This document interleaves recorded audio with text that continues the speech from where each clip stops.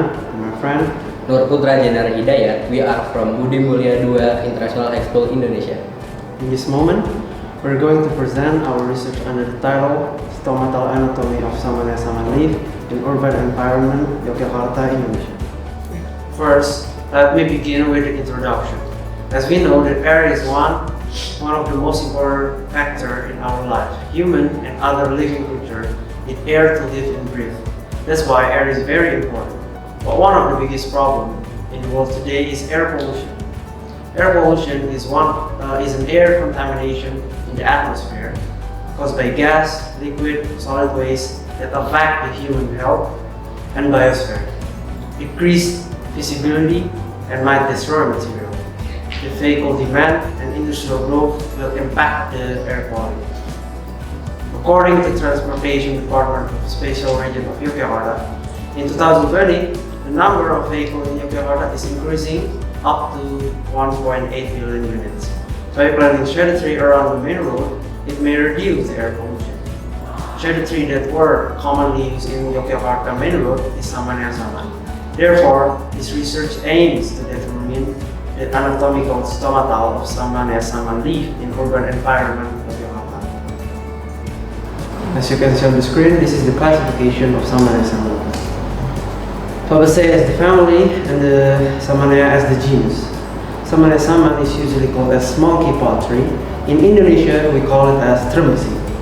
The height of the tree can be up to 25 meters and the diameter around 2 meters.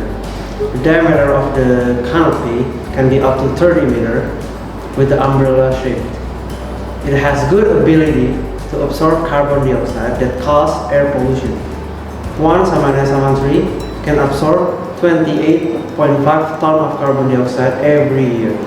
The tree is also good at absorbing wind. Saman is a large tree native to tropical America, which has now become widespread throughout the humid and subhumid. On this slide, we have the problem statement. The first one is there any significant differences stomatal anatomy of Saman leaf among each sampling point?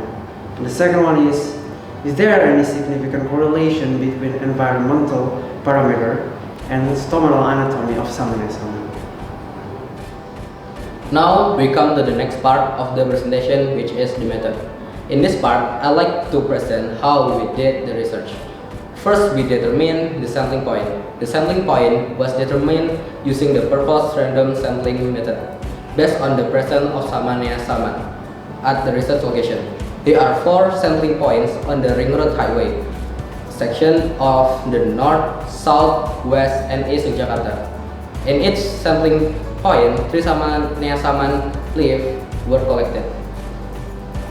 These are the tools and material we use to carry out this research: hand counter, stopwatch, microscope slide, digital microscope camera, alcohol, transparent nail polish, adhesive tape, knife, lux meter, thermohygrometer, Saman leaf, and scope image over 9.0. After that, traffic density was calculated at the sampling point. Traffic density is the number of vehicles per unit of time. The number of vehicles that passed at each sampling point were calculated using hand counter for 15 minutes. The calculation was carried out in the morning between 8 to 9 and the afternoon between 4 to 5. The next part is the step in observing the stomata anatomy.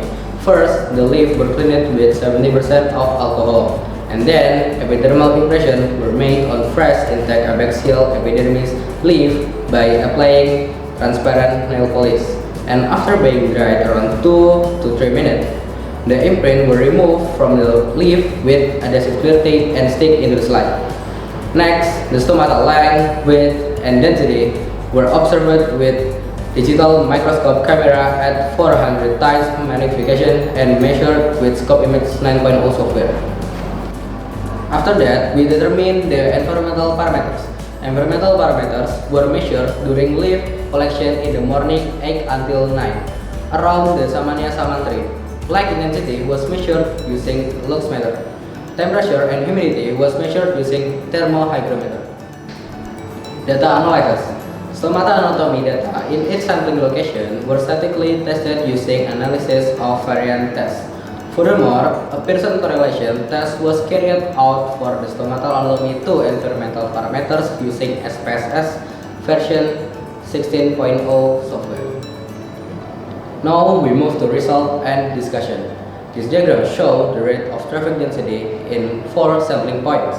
From the diagram, the highest traffic density is on northern ring road, the lowest traffic density is on southern ring road. According to Novalia, the amount of pollutant will increase as many as number of vehicles. Therefore, it is assumed that there is a significant difference among the pollutant emission rate at 4 sampling points. Based on traffic density, the highest rate of pollutant emission is at the northern ring road. On the other hand, the lowest rate of pollutant emission was found at southern ring road. These figures show the relationship of traffic density and lead concentration. It showed that the number of lead level increased significantly in location with high traffic density. The higher of rate traffic density, the higher the concentration of lead in the leaf. Moving on to the next part, this is the stomatal anatomy. Based on our observation, the type of the stomatal is parasitic with the shape of guard cell resemble to a kidney. It was found that the distribution of stomata is irregular. From the table, we can see that the stomatal density at each sampling point is not significantly different. And according to the category level of the stomatal density by Hidayat 2009, the stomatal density of Saman in the urban environment of Yogyakarta is categorized as high. Stomatal density affect the ability of plants to absorb pollutants. Plants that have a higher number of stomatal are more likely to absorb pollutants. Based on the table 3, we can see that Saman has an adaptive ability to control gas exchange by decreasing stomatal density in higher traffic density location to reduce uptake pollution.